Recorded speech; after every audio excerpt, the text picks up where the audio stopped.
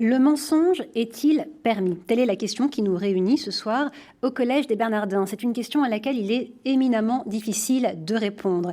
Cette question, elle a été suggérée par les jeunes mécènes des Bernardins. Les jeunes mécènes des Bernardins, c'est un groupe de 25 à 45 ans qui soutient le collège activement. Les religions monothéistes considèrent le mensonge comme un péché et invitent tout homme à le fuir et à ne chercher en toute chose que la vérité. On connaît d'ailleurs les paroles du Christ, « Je suis le chemin, la vérité et la vie ». Néanmoins, le mensonge n'est-il pas nécessaire dans certains cas afin, par exemple, de préserver la dignité humaine ou de protéger un pays et son histoire des erreurs de ses dirigeants? On en parlera tout à l'heure avec vous, Monsieur Petit-Fils, ou encore afin d'éviter une révélation pour préserver quelqu'un de la souffrance. Merci à tous d'être avec nous ce soir dans cette salle pour partager ce sujet philosophique et merci à tous de nous suivre sur KTO et Radio Notre-Dame. Nous avons le plaisir d'avoir avec nous, à ma gauche, une magistrate de la Cour des comptes. Elle a travaillé dans la haute administration et nous fera part de son expérience. Il s'agit de Michel Papalardo. Bonsoir. Bonjour. Le fantasme du mensonge est très présent également, s'il est dans la haute administration, il est très présent également dans la sphère historique et politique. Nous évoquerons ce sujet compliqué du mensonge d'État avec Jean-Christian Petit-Fils, historien et docteur d'État en sciences politiques. Enfin, autour de cette table, nous avons le plaisir d'accueillir également le père Mathieu Villemot. Bonsoir. Vous êtes maître en théologie et docteur en philosophie, professeur extraordinaire à la faculté Notre-Dame et enseignant à l'école cathédrale, mais aussi prêtre du diocèse de Paris et vicaire à Saint-Honoré-d'Eylau. Ça fait beaucoup de titres. Et on commence avec vous d'ailleurs. On parle souvent de mensonges par charité ou encore de mensonges par omission. On entend aussi régulièrement que toute vérité n'est pas bonne à dire. Est-ce que ces façons de penser vous paraissent répréhensibles? Oui. Alors c'est vrai qu'effectivement ce sont des choses qu'on entend souvent. J'ai même parfois assez spectaculairement reçu l'ordre de bien vouloir mentir dans mon ministère, soi-disant au nom de la charité, ordre que je n'ai à ce jour jamais exécuté, j'en rends grâce à Dieu. Mais ça montre que dans le catholicisme en particulier, sans doute français, pour des raisons historiques complexes, la question est là. Alors, moi, j'appartiens à la tradition fondée, entre autres, par saint Augustin, que le mensonge est toujours contraire à l'Évangile, toujours contraire au Christ. Vous l'avez dit, le Christ est la vérité vous rendra libre, l'esprit de vérité vous conduira vers la vérité tout entière, etc. Donc, théologiquement, c'est toujours un blasphème de mentir, ça s'oppose au Christ. Et en tant que philosophe, j'estime qu'en outre, c'est toujours un attentat contre la dignité de mon frère, parce que mentir, c'est refuser une vérité que moi je connais, sinon c'est une erreur ou une ignorance, pas un mensonge. Et donc, je me garde pour moi la vérité que je ne te donnerai pas, donc je m'assume, je me présente comme supérieur à toi quant à ma capacité à affronter cette vérité, ce qui est selon moi déjà de la discrimination.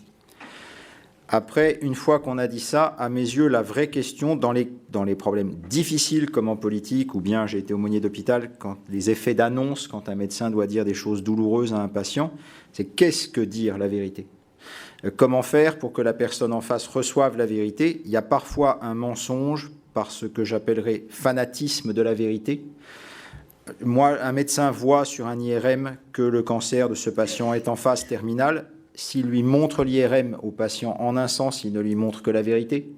En un autre, il lui ment, parce que le pauvre patient, qu'est-ce qu'il voulait qu'il fasse d'un IRM ? Donc, qu'est-ce que c'est dans des cas limites comme ça que dire la vérité ? C'est probablement une question plus délicate, plus subtile et qui, pour le coup, demande plus de charité qu'on ne le croit souvent. Alors, vous m'expliquez que certains parents ont parfois insisté pour soit dire, soit au contraire ne pas dire la vérité à des enfants, parce que vous parliez de maladie et c'est encore bien plus terrible quand ce sont des enfants qui en sont atteints, et a fortiori quand il s'agit de maladies graves. Dans ces cas-là, comment est-ce que vous réagissez quand on vous demande de cacher la vérité à cet enfant ? Alors, de fait, c'est vrai qu'en hôpital, on voyait très bien les deux attitudes, soit une attitude scientiste qui pouvait exister chez certains médecins, même si l'immense majorité du personnel de mon hôpital, l'hôpital Saint-Louis, était d'une déontologie exceptionnelle là-dessus. Mais certains médecins peuvent avoir une attitude scientiste, voilà vos résultats, point. Bon, et alors, qu'est-ce que vous voulez qu'un enfant en fasse ? Et c'est vrai que parfois, j'ai entendu soit des parents, soit des catholiques exiger que je mente à l'enfant en lui disant « mais non, tout va bien, tu guériras », ce que je n'ai jamais fait. Les évêques allemands, dans leur catéchisme, ont travaillé de très près cette question et posent un principe qui me paraît bon et qui en même temps montre la complexité de la chose. Ils disent « il faut mettre la personne en situation telle qu'elle grandira autant qu'elle en est capable vers la vérité ». C'est-à-dire ne pas dire à l'enfant « tout va bien, tu vas guérir », ne pas lui dire « la chimio a raté » parce que pour un enfant, ça ne veut pas dire grand-chose, mais créer un climat qui fait qu'à un moment, il va dire « mais maman, c'est grave là, hein ?» et où maman pourra dire oui d'une manière que l'enfant recevra le moins mal possible. Ce qui montre bien comment c'est possible à la fois et très douloureux, et pour la mère, et pour le médecin, et pour l'enfant concerné. Le père Mathieu Villemot disait à l'instant que le mensonge par omission est répréhensible dans une certaine mesure. Pour vous, non seulement il n'est pas répréhensible, Jean-Christian Petit-Fils, mais il est nécessaire. Non. Je ne veux pas passer pour le machiavélien de la table, mais non, là vous avez abordé un sujet très, très grave. Il y a aussi le mensonge social.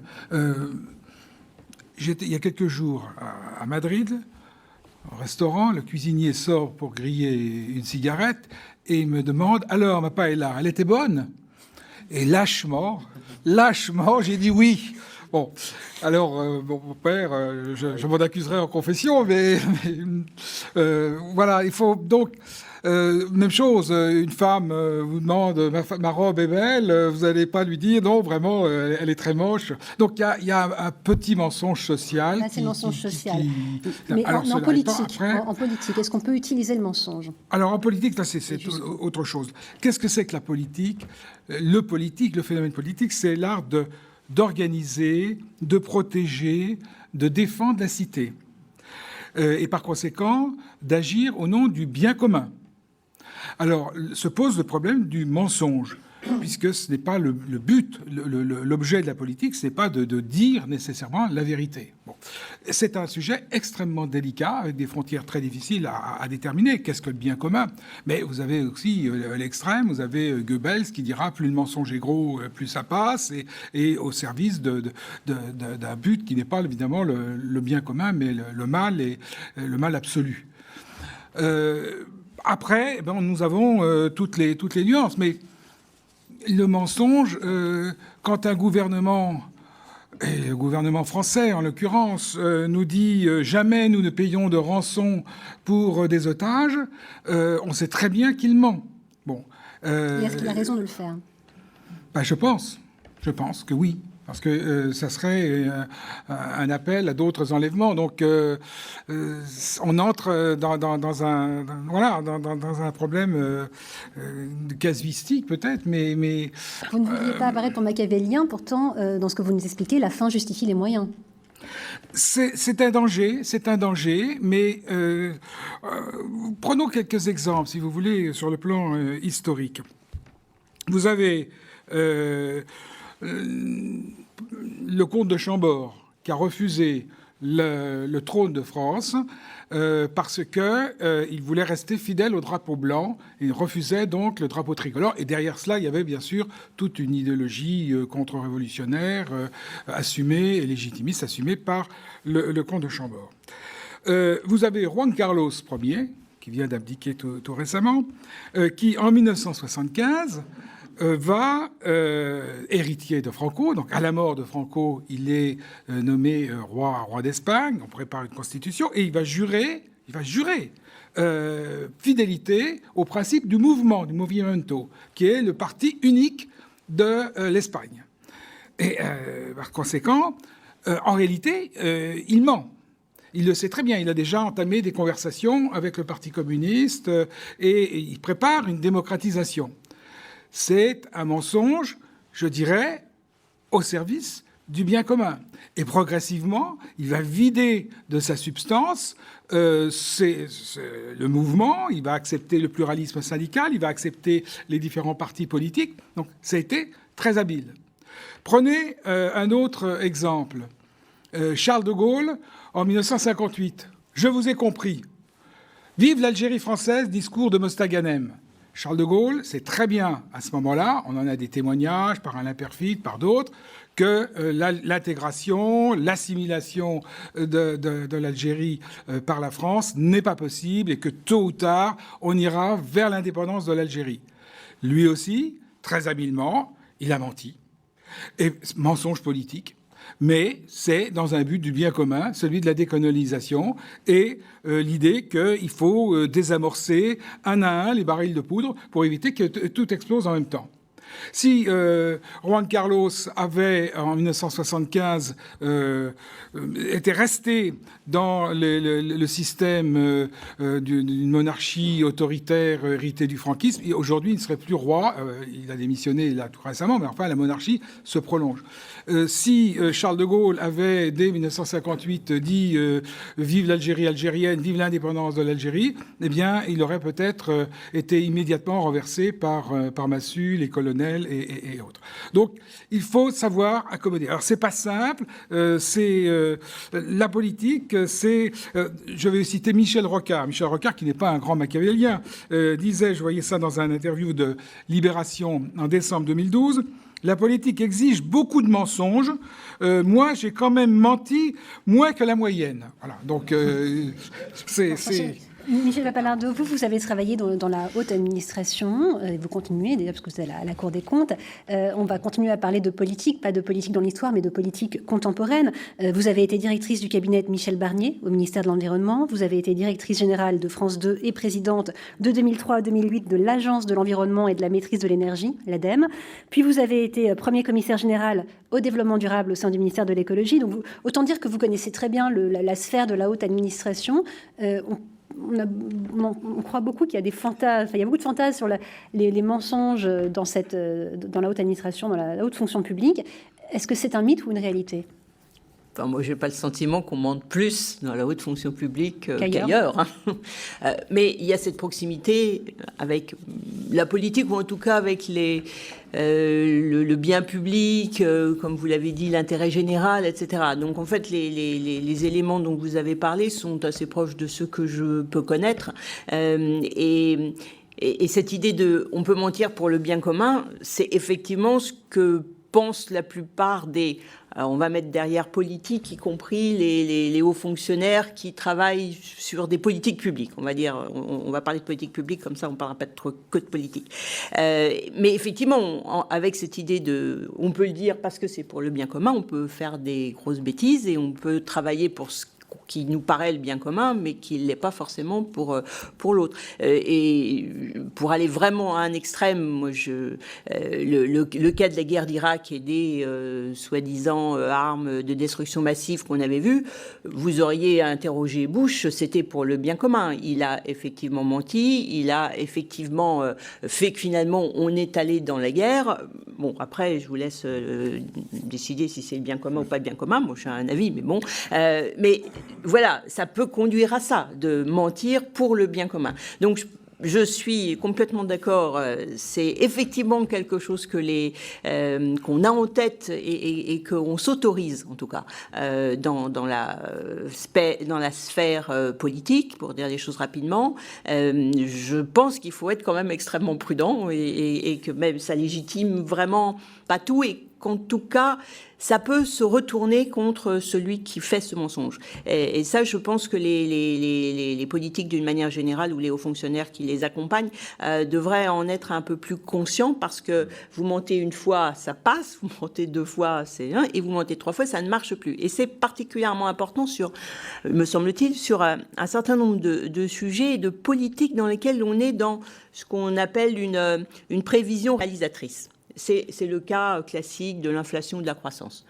Tous les ans, tous les 3 mois, tous les 2 mois, on vous dit la croissance va être de temps.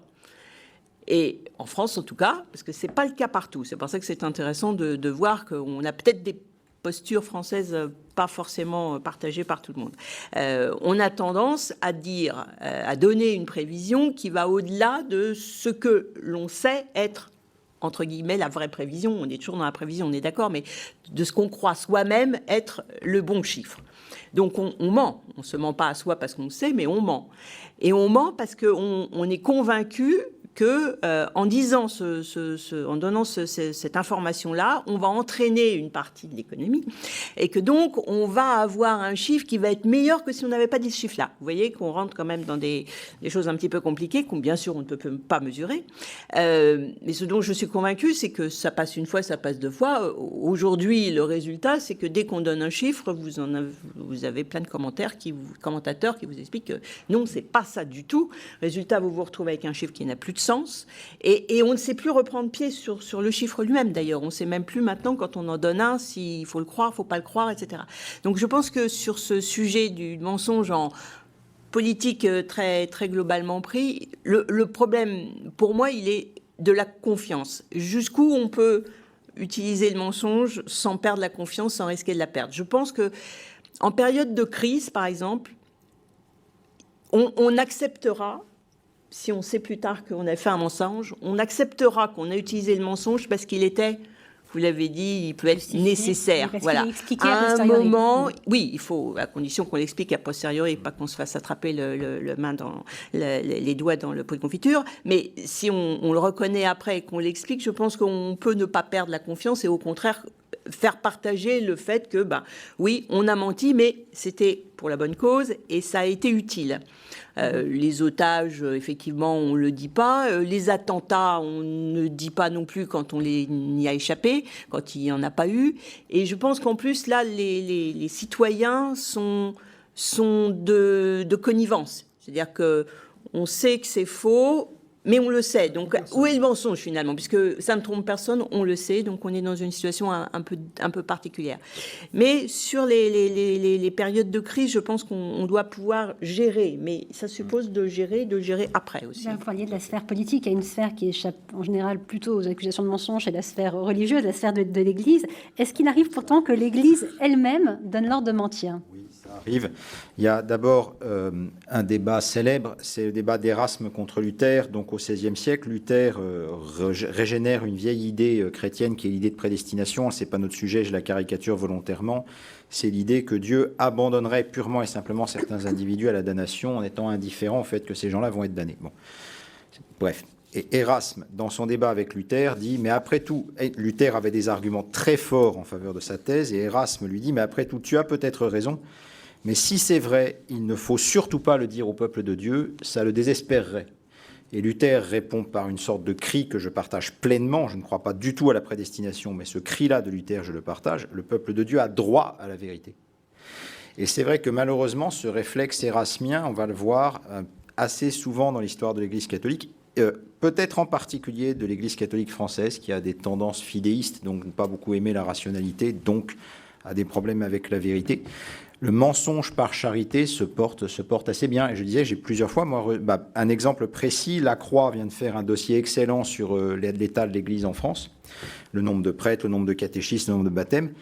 Quand ils avaient fait le même dossier il y a 10 ans, j'ai entendu un évêque publiquement se plaindre en disant « Mais vous vous rendez compte, il ne faut pas dire à nos paroissiens qu'il y aura moins de prêtres. » Enfin, c'est leur vie directe. Mais est-ce que justement, ça ne peut pas susciter des vocations au sens où on a le sentiment que... Bien sûr, ça va. Bien sûr, dire qu'il y a moins de prêtres, ça peut susciter des vocations. Ça peut aussi amener les laïcs à prendre leurs responsabilités, ou ça peut nous amener tous à entrer dans l'attitude de nuit de la foi que ça va supposer de notre part, puisque nous sommes dans une église pauvre. Mentir sur ce sujet-là est odieux. Mais malheureusement, j'ai entendu un évêque le réclamer en public. Bon. Donc c'est vrai que c'est une tendance qui existe dans nos cœurs, même si en même temps, il n'y a heureusement pas que ça. J'ai cité saint Augustin qui était extrêmement ferme sur la question du mensonge. On peut songer au travail de Benoît XVI, de vérité, de souvenir face à la tragédie de mes frères prêtres pédophiles, par exemple, où là, il y a eu une opération vérité extrêmement sévère menée avec fermeté, heureusement. Et il faut en rendre grâce. Par rapport à ce que disait Monsieur Petit-Fils, d'abord sur le mensonge social, Madame qui me demande si sa robe est belle. Alors, moi, je suis connu par les hasards de ma psychologie pour être trop franc dans ces domaines-là. Un de mes étudiants disait « Posez pas à Villemot les questions dont vous ne voulez pas la réponse parce que vous l'aurez. » Bon. Mais, alors d'abord, il y a quand même des mensonges plus graves les uns que les autres, même Saint-Augustin l'admettait. Et là, on est dans des mensonges très peu graves. On peut même se demander si c'est des mensonges. Je m'explique. En morale catholique, quand le dégât réel à autrui est nul, il n'y a pas péché. Je vous vole 5 centimes d'euros que vous avez laissé traîner sur votre table, ce n'est pas un vol parce que, à moins que vous soyez SDF, ce qui m'a pas l'air d'être le cas, vous ne vous rendrez même pas compte qu'il vous manque 5 centimes d'euros. C'est en toutes lettres dans le catéchisme de l'Église catholique, ça. On peut se demander dans ce cas précis si la personne en face est dupe. Je veux dire, si on n'est pas simplement, si dire à madame, ah, votre robe est superbe comme d'habitude, c'est pas juste dire bonjour. Et on peut se demander s'il y a réellement transmission d'une information. Ça fait partie des conventions aussi. Alors, ça peut dépendre des cas, ça peut dépendre de comment on le dit, ça peut dépendre de quand on le dit, de qui le dit, mais il y a aussi des moments où, voilà, comme quand on vous demande ça va, à l'hôpital, on disait toujours, il ne faut jamais demander à un patient ça va. Les médecins le demandaient constamment à tous les patients ça va. Et un individu qui sait très bien qu'il lui en reste pour 15 jours, ah oui, aujourd'hui ça va très bien, merci. C'est juste poli. Voilà, faut pas forcément. Mais par contre, sur le mensonge en politique, là, on arrive à des choses et graves et compliquées. Il y a dans l'histoire de la philosophie morale occidentale un débat précis, c'est le débat de Kant contre Benjamin Constant. Kant écrit dans un de ses livres « Il ne faut jamais mentir ». Benjamin Constant lui répond « Bien sûr, mais cas précis, je suis fait prisonnier par l'ennemi. L'ennemi m'interroge pour me demander où sont mes amis, je ne peux pas me taire. Alors aujourd'hui, on dirait parce que je suis torturé, par exemple. Vous n'allez quand même pas me dire, dit Benjamin Constant à Kant, que je dois dénoncer mes amis. Et Kant répond « Si, bien sûr ». Et là, l'Europe entière crie en disant « C'est pas possible ». C'est pas possible.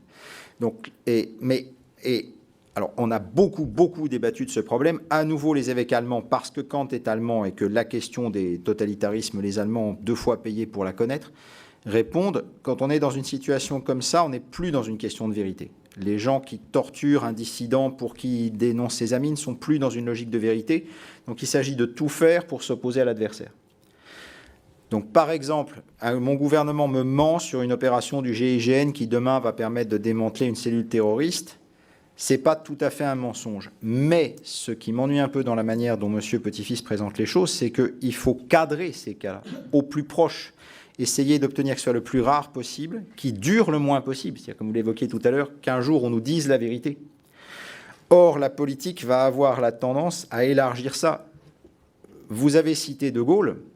Il y a peut-être des mensonges que De Gaulle a fait pour éviter la guerre civile en France, c'est vrai. On aurait apprécié que sur ce que faisaient les barbouzes, sur ce qui s'est passé dans les tortures en Algérie, sous De Gaulle, j'entends, sur la façon dont il a traité les harkis, un jour, il arrête de mentir. Oui, tout à fait. Est-ce que vous partagez cette idée qu'il devrait y avoir des conditions, par exemple des commissions parlementaires représentatives du peuple, dont une partie d'entre eux soit au courant du mensonge, ou qu'on donne les informations plus tard? Ça paraît bien difficile. Alors, bon, moi, je vois les choses en historien, et dans l'histoire, le mensonge est constant, et même dans l'Église aussi, dans l'histoire de l'Église, sans remonter à la donation de Constantin, par exemple, où on justifiait le pouvoir temporel du pape par une pseudo-donation. Donc il y a eu un faux au départ, une pseudo-donation faite au pape Sylvestre Ier. Il y a donc constamment des mensonges. Et puis, il y a des grandes figures, même historiques et de religieux, alors qui posent le problème du mensonge. Le cardinal Mazarin. Le cardinal Mazarin nous écrit: je dissimule, je biaise, j'adoucis, j'accommode autant qu'il m'est possible, mais je ferai voir de quoi je suis capable. C'est un cardinal romain qui dit ça. Oui. Le cardinal de Richelieu, qui a écrit des traités de morale, de piété. C'était un homme très pieux, Richelieu, contrairement à ce qu'on pense. Contrairement à Mazarin. Et contrairement à Mazarin. Et lui aussi va défendre l'idée que le politique est autonome par rapport à la morale, n'est pas totalement indépendant, mais est autonome. Et puis vous avez encore, dans le cas de la morale privée, le cas d'un jésuite espagnol, Balthazar Gracián, et dans L'Homme de cour, un ouvrage donc, du XVIIe siècle, traduit en français aussi, dit: vous devez privilégier l'extérieur, les apparences, vous devez être poli, sourire, accepter. Donc il y a tout un jeu social, vous devez partager, qui nous conduit en fait à l'hypocrisie. Et Balthazar Gracián pousse le bouchon très loin, puisqu'il dit c'est le principe même de la sainteté. L'homme est saint en se comportant comme ça. Et alors il dit: bien crédule est celui qui ne ment jamais. C'est un grand art que de vendre du vent. C'est presque une définition de la politique, ça. Mais oui, mais c'est ça que vous me prouviez que. Ah non, mais je ne prouve rien. Non, moi, j'énonce simplement des. Que vous énonciez que les catholiques mentent, malheureusement, j'en suis d'accord avec vous. La question est de savoir si nous avons raison. Et là, à ça, je réponds globalement non. Alors, vous évoquez l'apparence dans un mail de plaisanterie avec votre collègue qui m'annonçait qu'il allait falloir que je sois maquillé. J'ai dit, mais est-ce que ça ne sera pas le premier mensonge de la soirée? Bon, non, bien sûr que non. C'est-à-dire que l'homme est un animal politique. Et travailler un minimum son apparence, je serais arrivé ce soir de façon souillon, madame m'aurait refusé et elle aurait eu raison. les soi-disant, ou bien pour prendre un autre exemple, l'homme de toute façon travaille son apparence. Les unes de nos journaux féminins qui à intervalles réguliers vous promettent les stars sans maquillage sont absurdes. Le simple fait de les photographier en photographie numérique avec un éclairage du feu de Zeus en ayant travaillé 23 heures la pose n'est ni plus ni moins naturel qu'un maquillage. Donc l'apparence appartient à la nature de l'homme parce qu'il est un animal politique. D'ailleurs là on vous rejoint et n'est pas un mensonge. C'est pas comparable avec l'affaire que Madame citait des armes de destruction massive en Irak, où là on a bel et bien un mensonge pur et dur. Et je suis d'accord avec vous que le politique n'arrivera pas à totalement éliminer le mensonge s'il ne veut pas la guerre civile. J'aimerais des digues beaucoup plus étroites. Et j'ai envie de renverser le débat en prenant un cas où un homme politique qui a eu le courage de dire la vérité presque jusqu'à la folie, c'est le fameux Churchill prend le pouvoir en Angleterre en 40. Vous me demandez mon programme, vous me demandez mes promesses, les voici. Et elles comptent parmi les très rares promesses électorales qui ont été tenues à 100%, du sang, de la peine, de la sueur et des larmes. La vérité stricte.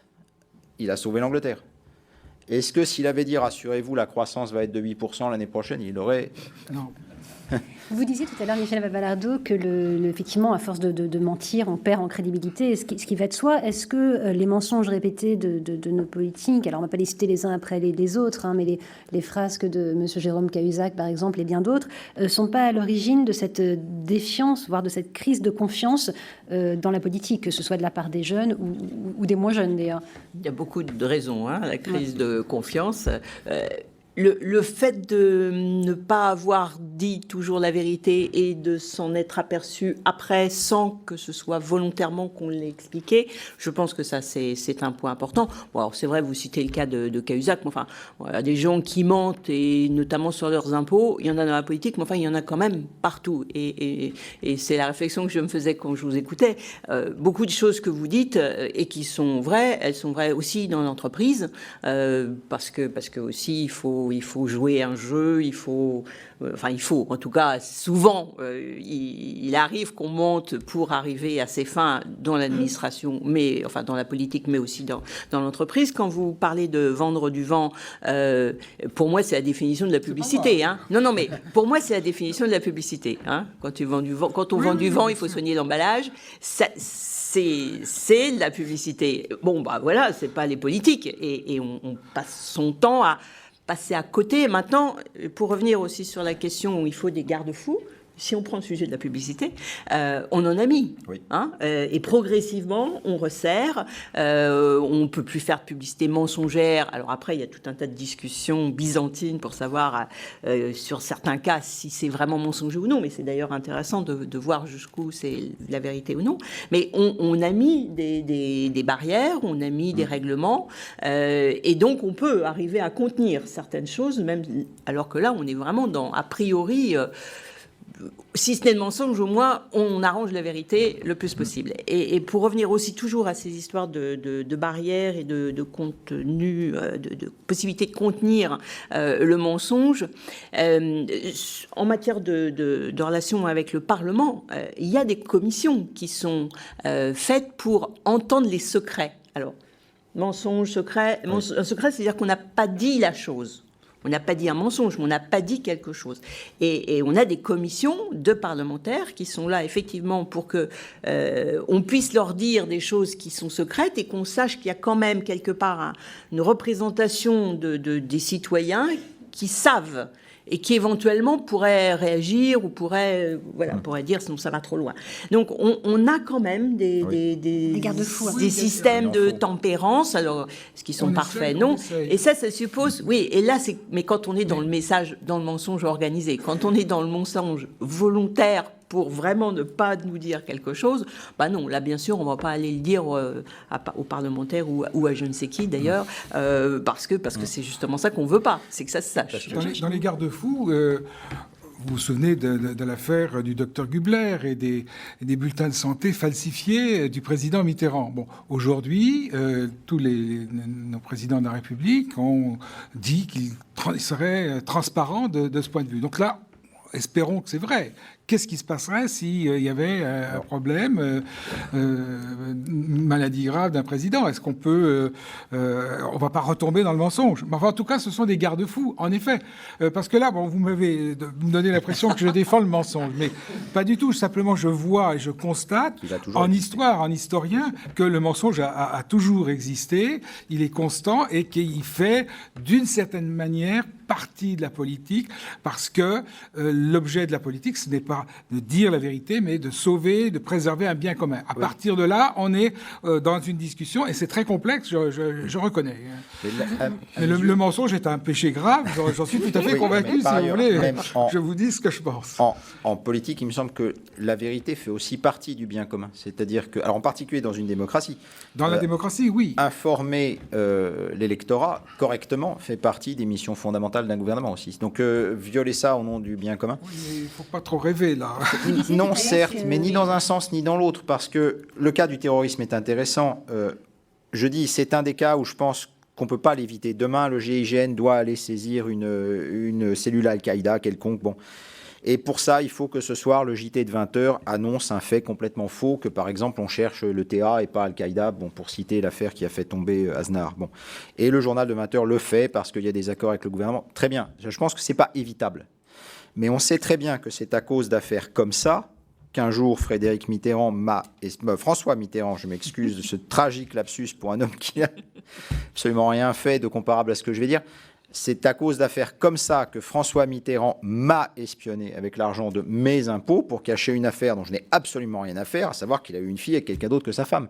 C'est au point de départ la cellule antiterroriste qui avait été créée sur des problèmes réels qui s'est retrouvée à faire ça. Donc si on ne met pas des garde-fous, un jour on arrive à des attitudes qui sont proto-totalitaires. Vous parliez tout à l'heure de Mazarin et d'autres personnages historiques qui ont, avec un cynisme plus ou moins avancé, dissimulé la vérité ou sciemment menti.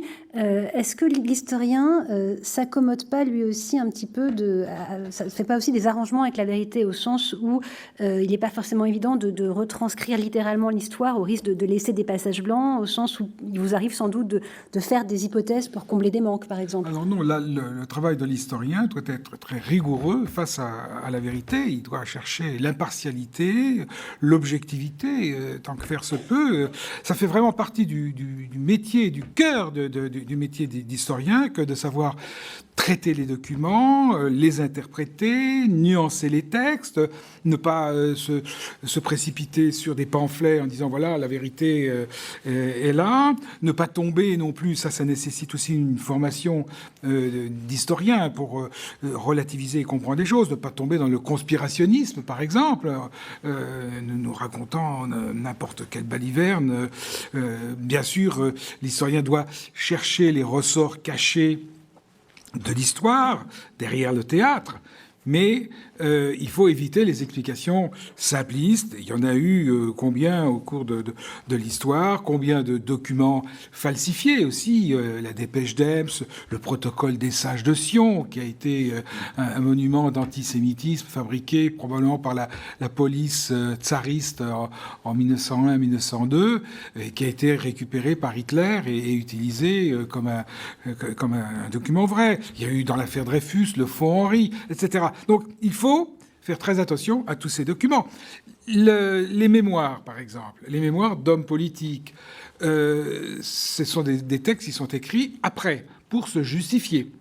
Souvent, donc, il y a la vérité, on joue un peu, on jongle un peu avec la vérité, on se montre sous un aspect avantageux et on cache, on dissimule les fautes, les erreurs quand on ne ment pas.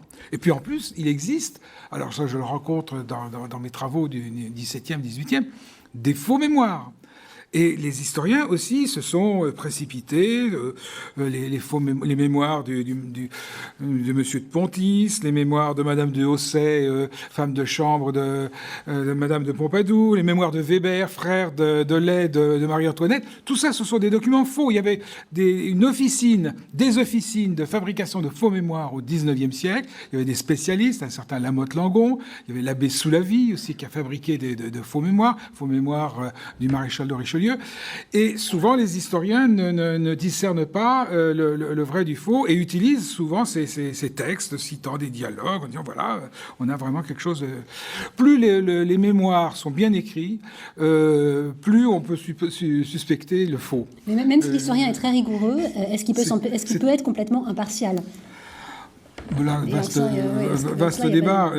Simplement, l'historien doit exercer son jugement en toute liberté, une liberté éclairée. C'est pour ça que moi je n'aime pas beaucoup on nous fabrique une histoire officielle, une histoire mémorielle, avec des lois mémorielles qui nous imposent de penser ceci, de dire cela.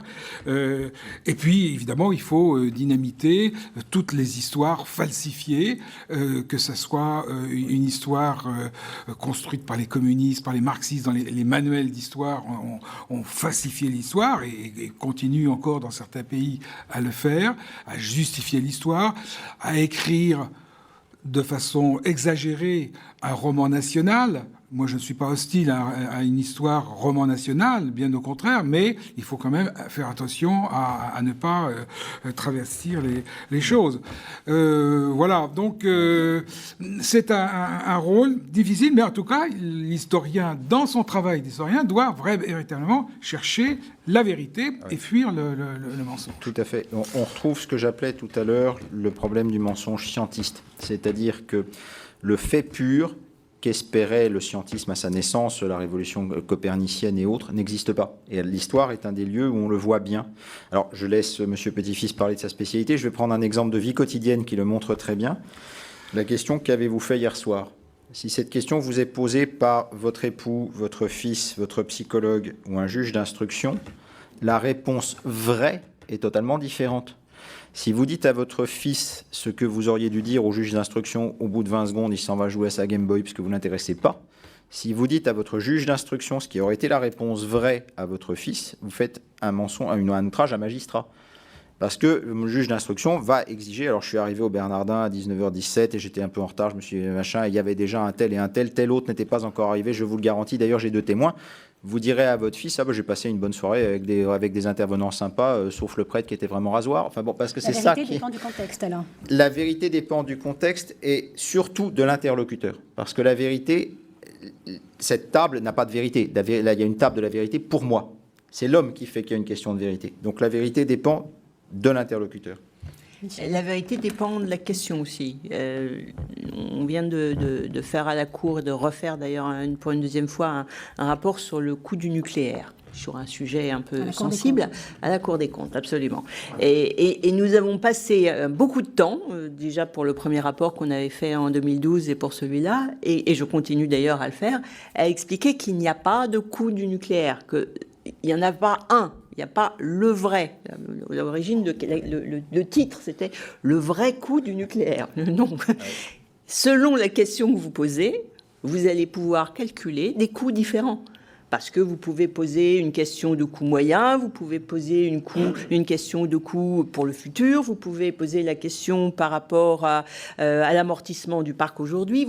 Quelle est la question que vous posez ? À partir de là, vous pouvez essayer de proposer une réponse et en essayant de ne pas mentir, bien entendu. Et je pense que la Cour et d'autres autorités indépendantes ou organismes de ce type-là, c'est aussi des contre-feux par rapport à ce que vous disiez. On a normalement une mission qui est de dire la vérité, mais en précisant bien la question à laquelle on répond. Parce que sinon, on peut tout à fait d'ailleurs nous accuser de ne pas dire la vérité ou en tout cas de se tromper, de faire une erreur ou d'être impartial, de ne pas être impartial, parce que celui qui vous écoute, lui, attend une autre réponse parce qu'il pose une autre question. Et ça, c'est très compliqué à gérer, mais il faut en être bien conscient et après, on règle ça très facilement. Par exemple, en expliquant ce qu'on a essayé de faire, qu'il y a plusieurs coûts, en les calculant, en montrant bien qu'il y a effectivement plusieurs manières de les calculer, parce que chacun va poser sa question différemment. Ça, bon, là, c'est un cas très particulier, mais c'est vrai de plein de sujets. Et toujours aussi pour aller continuer sur ces points-là, je pense que il faut aussi faire attention entre le mensonge et la vie. Vous avez posé un peu la question tout à l'heure en demandant mais est-ce que l'historien peut être impartial ? Moi, je pense que on peut ne pas avoir le sentiment de dire des mensonges. Parce que quand même, le mensonge, c'est je sais que je dis quelque chose qui est faux pour moi. Après, je suis pas philosophe, mais pour moi, c'est un mensonge, c'est pas parce que je fais une erreur, c'est parce que je sais que je dis quelque chose de faux, et j'ai une raison de le dire. On peut être impartial sans le savoir, et donc faire des choix inconscients ou ne pas dire certaines choses. Donc voilà, je pense qu'il faut aussi qu'on fasse attention. Pour moi, le mensonge, c'est compliqué à définir. Qu'est-ce que la vérité ? C'est encore plus compliqué. Mais en tout cas, pour moi, quand je mens, c'est que je le sais. Si je ne le sais pas, c'est autre chose. On parlait tout à l'heure de la maladie de François Mitterrand, des mensonges du Dr Gugler. On n'a pas parlé des mensonges relatifs à sa fille Mazarine, qui a été très longtemps cachée avant qu'on ne découvre son existence. Aujourd'hui, on est, me semble-t-on, dans une ère de la transparence quasi absolue, où on veut tout dire, tout savoir sur tout en permanence, et dans l'ère de l'immédiateté également. Est-ce qu'il faut opposer cette ère du mensonge à cette ère de la totale transparence, et est-ce que cette totale transparence, elle est saine ? Non, ça en fait partie du mensonge, pour plusieurs raisons. D'abord parce que, je crois que c'est Borges qui a dit à peu près, ou je réécris peut-être un peu Borges, tant pis, il faudrait plus d'une journée pour raconter toute sa journée. Je cite souvent cette phrase quand en préparation au mariage, le couple que je prépare me dit « Ah mais nous on se raconte tout ». Non, c'est pas matériellement possible. Il faudrait plus d'une journée pour raconter toute sa journée. La transparence totale est matériellement impossible. Et deuxièmement, il y a une forme, je disais tout à l'heure, il y a des formes, vous l'avez dit, il y a des formes de mensonges subtiles qu'il ne faut pas rater. Il y a des formes de mensonges qui consistent à exiger une vérité à laquelle je n'ai pas droit. On va prendre un exemple et qui peut devenir très grave avec tout ce qui se passe dans les réseaux sociaux. Les enfants n'ont pas à connaître l'intimité de leurs parents. Ça s'appelle l'interdit de l'inceste. Enfin, ça fait partie de l'interdit de l'inceste. Les enfants n'ont pas à savoir ce qui se passe dans la chambre conjugale de leurs parents. Une certaine logique de l'hyper-transparence nous amène parfois à flouter ce genre de limites-là. Ça n'est pas dire la vérité.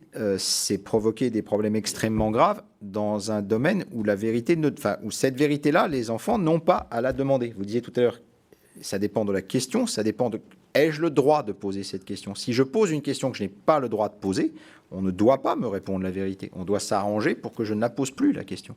Les enfants qui posent des questions intrusives à leurs parents, ça ne te regarde pas, point. Donc, l'hyper-transparence d'aujourd'hui appartient paradoxalement à nos problématiques de mensonges. Là, vous parlez d'un rapport d'enfant à adulte, mais pourtant, tout au début de l'émission, vous disiez qu'il y avait une forme d'inégalité dès lors qu'on ne disait pas à autrui ce que soi-même on savait et qu'il y avait une forme d'injustice ou de traitement de défaveur. Oui, mais alors, Madame a dit plusieurs fois, ne pas dire n'est pas nécessairement mentir. Parce que si les parents se mettent à mentir sur leur intimité devant leur enfant, ils font les mêmes dégâts que s'ils disaient la vérité. Ils violent l'interdit de l'inceste de la même manière. D'un point de vue psychiatrique, les dégâts sont les mêmes.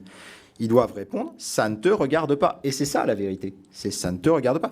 Comment sauras-tu ce qui se passe entre tes parents le jour où tu auras ta propre partenaire ? Tu seras le mieux placé pour comprendre l'essentiel de ce qu'il y a à comprendre sur cette problématique-là. C'est comme ça que tu devras découvrir cette vérité, pas en étant intrusif sur tes parents. Le problème, c'est de savoir quelle est la liste des questions à laquelle on a droit de répondre. Ça ne te regarde pas. Et qui la fixe ? Bon, entre les parents et les enfants, on peut peut-être y arriver. En politique, c'est peut-être pas évident. En plus, ça dépend des cultures. Enfin, en tout cas, c'est une bonne question à se poser. Et c'est une bonne réponse que de dire que ça ne te regarde pas, c'est la vérité. Et c'est donc, on dit bien ce qu'on doit dire.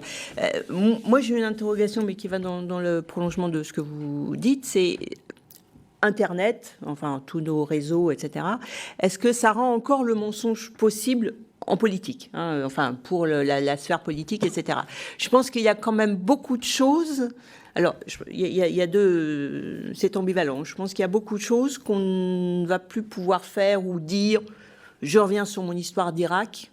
Aujourd'hui, et c'est pas si vieux, je pense qu'aujourd'hui, on est dans un autre monde sur ces sujets-là. On le verrait plus de la même manière, et je suis pas sûre qu'on pourrait, enfin, que le président américain ou n'importe quel autre pourrait venir dire la même chose. Donc, je pense qu'il y a des choses qui ont avancé. Je pense qu'à l'inverse, on peut aussi faire dire beaucoup de mensonges à l'Internet, enfin au réseau, hein, et donc créer d'autres formes de mensonges sur lesquels je ne sais pas comment... Les nouvelles technologies. Oui, enfin, je dis Internet, mais vous avez raison, c'est tout ce qui est derrière.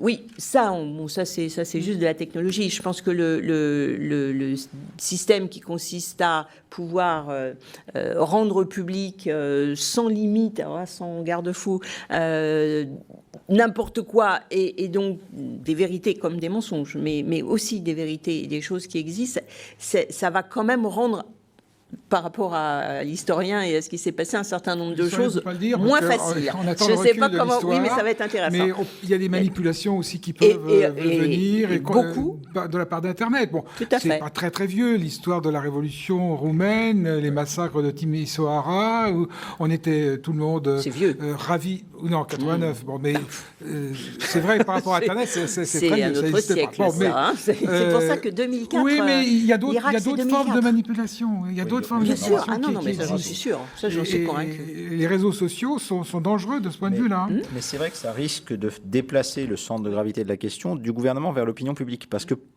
jusqu'en 1960, disons, les gouvernements avaient pouvaient facilement mentir à leur opinion publique. L'inverse, on ne voyait pas trop comment. Avec Internet, on voit apparaître la possibilité que quelque chose qui fait le buzz et qui est liké 1 million de fois, pour essayer de parler comme les jeunes, finissent par avoir un effet de mensonge sur le gouvernement, en émanant de qui? De personnes de la dictature du on, aurait dit Heidegger. On va peut-être voir le centre de gravité de la question du mensonge être réparti plus équitablement entre le gouvernement et l'opinion publique. C'est une possibilité. Michel, vous qui connaissez bien l'univers de l'économie, on a cité beaucoup de philosophes, je voulais en citer un autre, qui est Karl Popper, qui est un philosophe des sciences, selon lequel la vérité scientifique n'est qu'une hypothèse qui n'a pas été prouvée fausse. Alors de même qu'en économie, depuis Milton Friedman et sa théorie de l'anticipation, la place du discours pour l'avenir a un poids plus grand dans les vérités économiques, est-ce que finalement on n'en revient pas à ce dialogue entre Socrate et les sophistes qui utilisent la rhétorique et que finalement il n'y a pas de vérité? En économie, vous voulez dire, parce que je ne vais pas me preuve. En vérité, ça, j'en suis... En économie, j'en suis sûre. Qu'il n'y a pas de vérité. Il n'y a pas de vérité. Je ne suis pas sûre qu'il y ait de science non plus, d'ailleurs. Hein. En économie, on a de l'histoire, finalement. Moi, j'ai ce sentiment-là. C'est-à-dire qu'on sait très bien, et on passe beaucoup de temps à essayer de comprendre ce qui s'est passé. On en tire des théories qui évoluent, parce que les choses qui se passent changent. Donc, on change de théorie. Mais par contre, on n'a jamais celle de demain. Aujourd'hui, je suis vraiment convaincue qu'on ne sait absolument pas prévoir ce qui va se passer. Et on commence à en être conscient. Il n'y a encore pas très très longtemps, vous voyez facilement des tas de prévisions dans tous les sens. Et c'était toujours le prolongement de ce qui venait de se passer les 6 mois avant ou les 2 ans avant. Et donc, c'était toujours faux. Parce que bien sûr, ce qui se passait après, ce n'était pas la même chose que ce qui s'était passé avant. Mais on continuait. Là, je crois qu'aujourd'hui, on commence à en être vraiment conscient. Et c'est troublant. C'est aussi pour ça qu'on est dans cette situation un peu compliquée. C'est parce qu'au moins, c'était peut-être faux, mais on avait l'impression d'avoir une vérité, d'avoir quelque chose auquel on pouvait croire. Là, aujourd'hui, on n'ose plus trop savoir sur quoi il faut qu'on croit et quelle est la nouvelle théorie qui va nous aider à comprendre ce qui est en train de se passer. Pour ma part, je suis vraiment convaincue qu'on est dans un bouleversement très, très fort, un changement de civilisation, parce que la globalisation a complètement changé tous les repères et toutes nos manières de vivre, parce qu'on vit maintenant sur la planète tous, et que ce qu'on fait d'un côté a un impact sur ce qu'on fait à l'autre bout de la Terre, ce qui n'a rien à voir avec tout ce qu'on a vécu depuis un certain nombre d'années. Alors, je suis sûre que l'historien va me dire que, mais si, on doit pouvoir trouver... Bon, en tout cas, en économie, aujourd'hui, on est dans la situation où on ne sait pas très bien où on va, et j'ai vraiment le sentiment que personne ne le sait. Et ça pose un problème aux politiques, pour revenir sur ce que vous disiez, parce que c'est très difficile aux politiques et à la haute administration, je les mets, on se met avec, de reconnaître qu'on ne sait pas. On sait pas où on va et on ne sait pas ce qu'il faut faire. Et donc, on a besoin de réinventer quelque chose, de le comprendre. Mais le reconnaître et le dire, ça, c'est quelque chose que, pour l'avoir vraiment fait, avec des politiques qui demandent aux, entre guillemets, experts, ou enfin ceux qui sont censés savoir quelque chose sur un sujet ou sur un autre, on leur dit, voilà, c'est comme ça, et ça, on ne sait pas, et il faut que vous le disiez. Et ils disent, ah non, ça, c'est pas possible. Nous, politiques, on ne peut pas le dire. Or, aujourd'hui, moi, je suis convaincue que si un politique voulait retrouver la confiance, il faudrait qu'il dise... Je sais pas, mais je vais essayer de faire ça, au moins. Oui.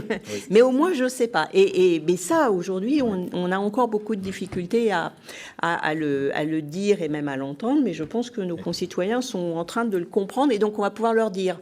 Le problème, c'est qui commence.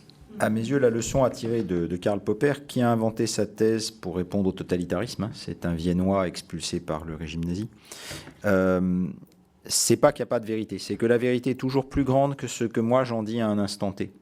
Et la forme la pire de mensonge, et qui est le mensonge totalitaire, mais qui concerne très directement les religieux, c'est de croire que mon discours a enfermé la vérité. Si moi prêtre, je dis Jésus est la vérité, je dis la vérité. Si moi je dis ce que je vous ai enseigné sur Jésus, c'est tout Jésus, il est là dans la boîte, il est dans mes polis de cours disponibles à la bibliothèque, là j'ai commis le pire des mensonges. Parce que la vérité, et en particulier Jésus, est infiniment plus grand même que ce que toute l'Église en a dit de vrai jusqu'à aujourd'hui.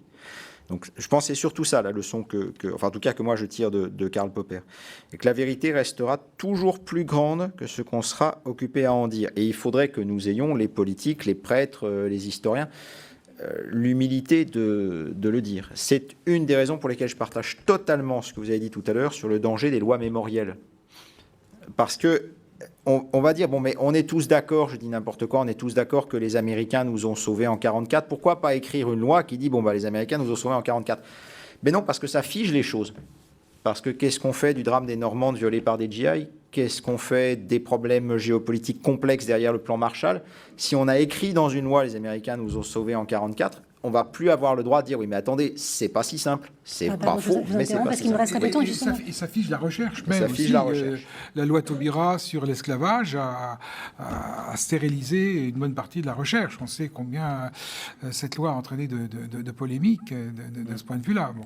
Donc c'est vrai. Oui, pour revenir sur le problème économique, les recettes, les vieilles recettes économiques s'avèrent totalement inopérantes. Le keynésianisme est impuissant aujourd'hui devant les pays qui sont massivement endettés, et on ne peut pas pratiquer une relance économique par des techniques qui avaient réussi à un moment donné. Donc il faut sans doute trouver d'autres techniques, et vous avez tout à fait raison, la science économique, qui est quand même une science pour moi,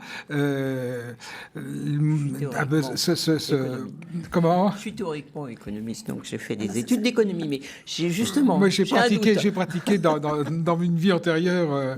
Ce n'est pas un mensonge de dire qu'on arrive à la fin de cette émission, et ce n'est pas un mensonge non plus de dire qu'on pourrait parler des heures de la vérité et du mensonge, mais il faut malheureusement conclure.